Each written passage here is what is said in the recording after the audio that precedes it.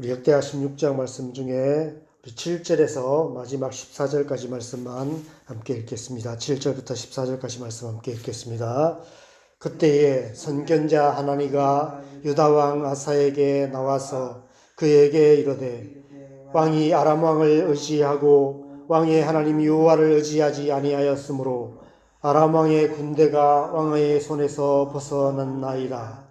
구서 사람과 룹 사람의 군대가 크지 아니하며 말과 병거가 심히 많지 아니하더이까. 그러나 왕이 여호와를 의지하였으므로 여호와께서 왕의 손에 넘기셨나이다.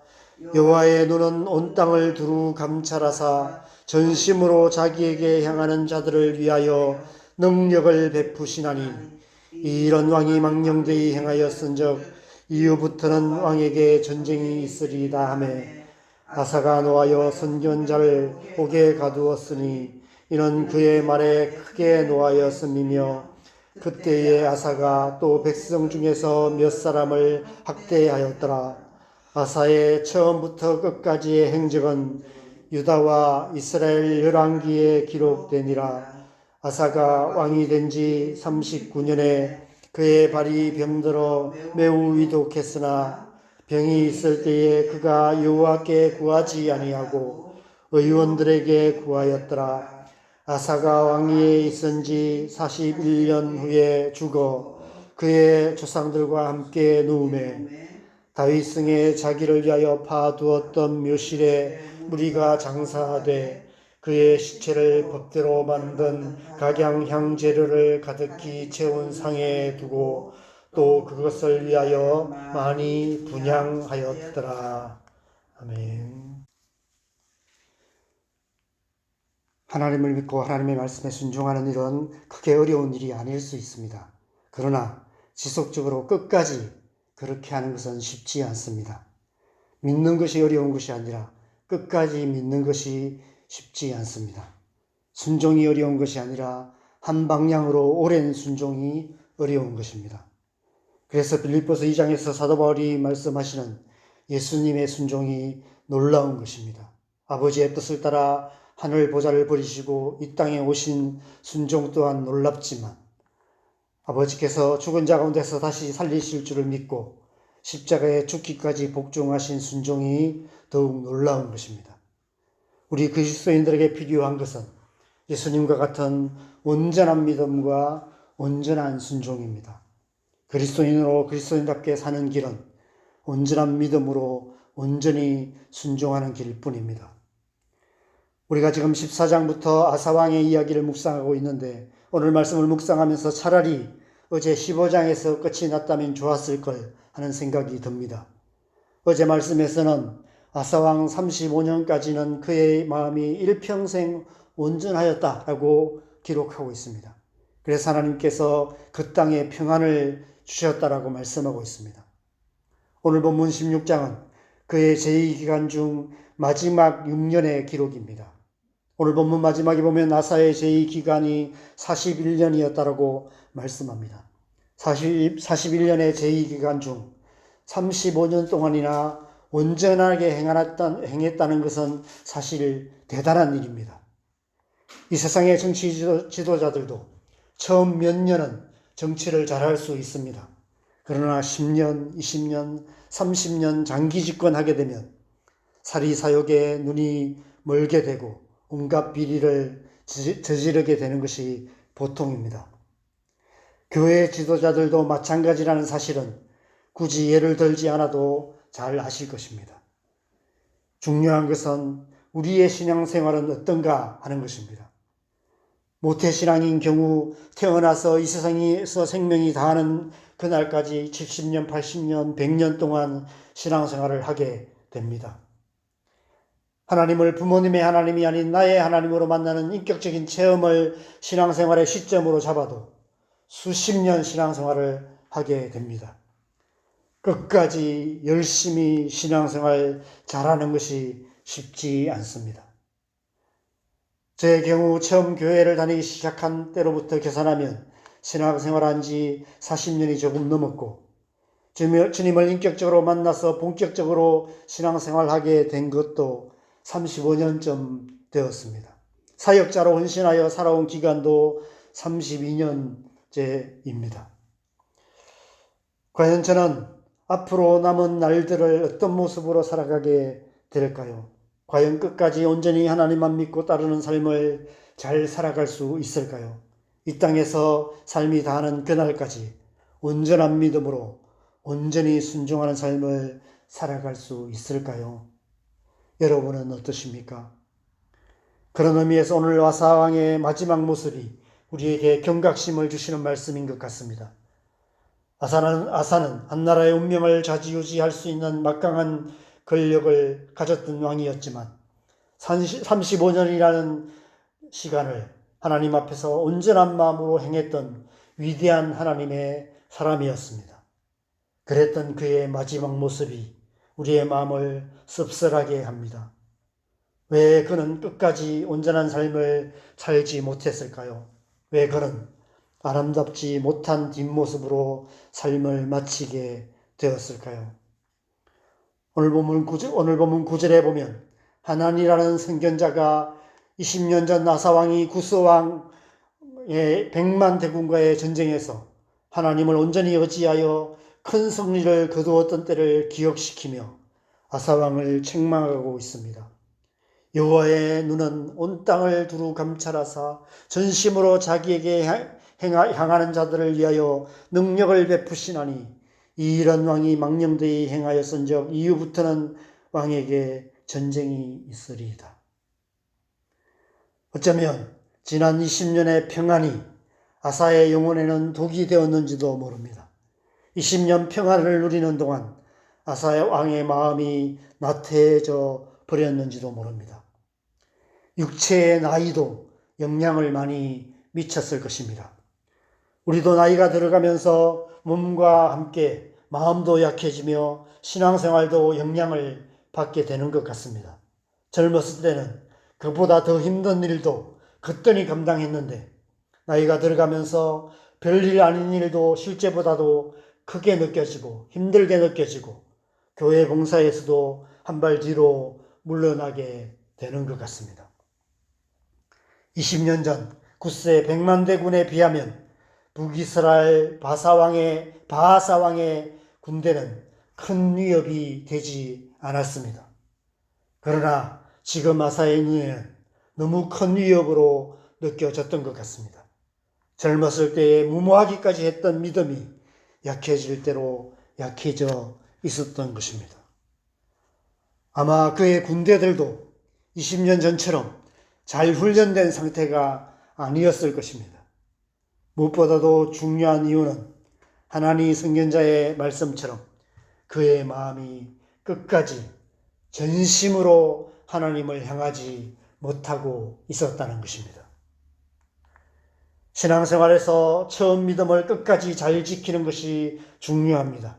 이 땅에서 우리에게 주어진 삶이 끝나고 주님 앞에 서는 그날까지 처음 사랑을 끝까지 잘 지키는 것이 중요합니다. 그래서 우리는 날마다 우리의 믿음이 약해지지 않도록 하나님을 향한 우리의 사랑이 변하지 않도록 하나님의 말씀을 묵상하며 기도하기를 게을리하지 말아야 하는 것입니다.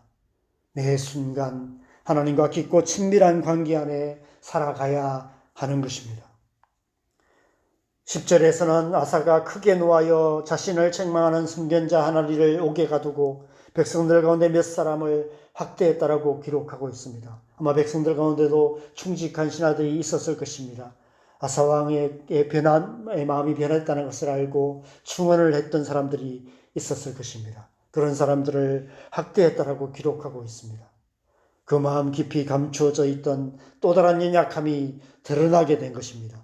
태초부터 우리 모든 사람들 마음 깊이 뿌리 내려져 있는 가장 깊은 죄의 뿌리인 교만이 드러나게 된 것입니다. 오늘 본문 12절은 아사의 마지막 모습을 이렇게 기록하고 있습니다. 아사가 왕이 된 지 39년에 그의 발이 병들어 매우 위독했으나 병이 있을 때에 그가 여호와께 구하지 아니하고 의원들에게 구하였더라. 누구나 건강하게 살다가 평안하게 삶을 마치기를 원합니다. 그러나 그것은 우리가 선택할 수 없는 일입니다. 우리는 우리의 삶의 마지막 모습이 어떤 모습일지 알 수 없습니다. 어쩌면 아사왕처럼 중한 질병으로 고통받다가 삶을 마치게 될 수도 있습니다. 중요한 것은 그런 상황 속에서 우리가 어떻게 반응하는가입니다. 끝까지 하나님을 향한 온전한 믿음을 지킬 수 있는가 하는 것입니다. 오늘 본문의 아사의 마지막 뒷모습은 결코 아름다운 모습이 아니었습니다. 중한 질병으로 고통하는 가운데서도 끝까지 하나님을 의지하였더라 라는 말씀으로 끝났다면 얼마나 좋았을까요? 그가 여호와께 구하지 아니하고 의원들에게 구하였더라 라고 말씀하는 것으로 끝이 나고 있습니다. 어떤 학자들이 주장하는 것처럼 당시 의원들이 이방의 주술적이고 미신적인 방법을 사용했다면 그런 의원들을 찾은 것 자체도 문제이지만 이 말씀의 중요한 핵심은 그가 여호와께 구하지 아니하였다라는 것입니다. 여기서 구하다라는 히브리어도 앞서 14장에서 살펴본 다라시라는 단어입니다. 자주 드나들다, 찾다, 구하다, 문의하다, 노력하다 라는 뜻입니다. 아사왕을 유다 역사에서 여러 훌륭한 왕들 중 한 사람이 되게 만들었던 바로 그 단어입니다. 그런 젊었을 때부터 열심히 하나님을 찾고 하나님의 얼굴을 구하며 하나님 앞에 나아가고 삶의 모든 순간순간 하나님을 의지하려고 노력했던 그런 왕이었습니다.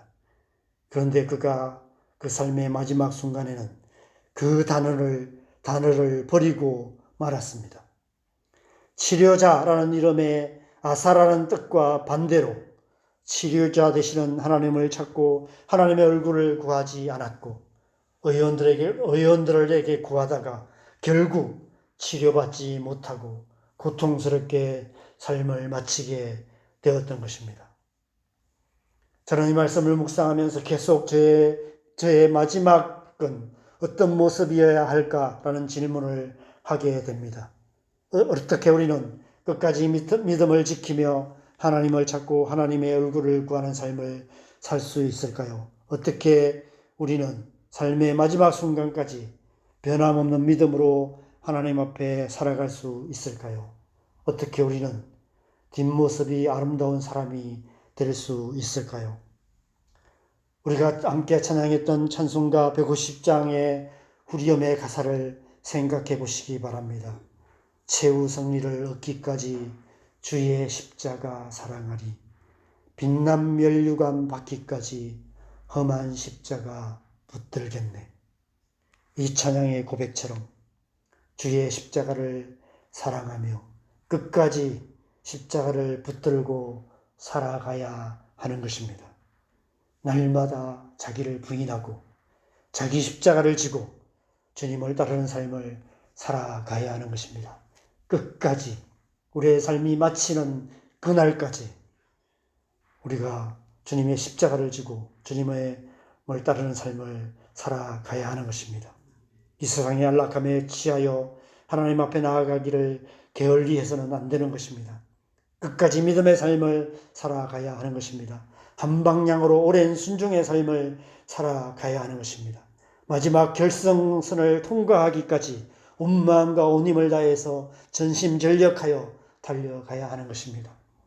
우리의 자녀들이 우리의 마지막 모습을 보면서 하나님의 사람의 모습이 어떤 모습인지를 보게 되는 그런 해가 있어야 하는 것이죠. 9절 상반절에 선견자 하나니가 전한 말씀을 잊지 마시기 바랍니다. 여호와의 눈은 온 땅을 두루 감찰하사 전심으로 자기에게 향하는 자들을 위하여 능력을 베푸시나니 끝까지 삶의 마지막 순간까지 하나님을 향하는 자를 하나님께서 찾고 계시고 그들에게 능력을 베푸신다라고 말씀하고 계십니다. 우리가 전심으로 하나님을 향할 때 하나님께서 우리를 끝까지 지키시고 인도하실 것입니다.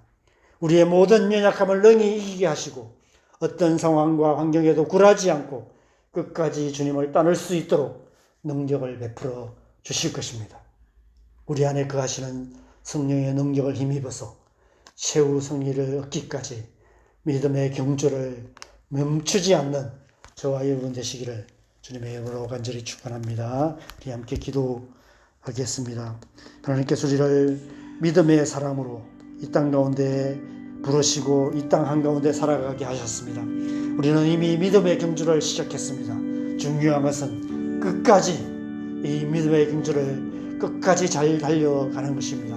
삶의 마지막 순간까지 멈추지 않고 결승선을 통과하는 그날까지 최후 승리를 얻기까지 주님을 사랑하며 주의 십자가를 붙들고 주님 나를 향해서 달려가야 하는 것입니다. 우리의 삶이 마치는 그 마지막 그 순간까지 처음 믿음 잃지 않고 끝까지 달려가는 것입니다. 그렇게 살아갈 수 있도록 전심으로 자기를 향한 자를 찾으시는 주님께서 우리에게 능력을 베풀어 주십니다.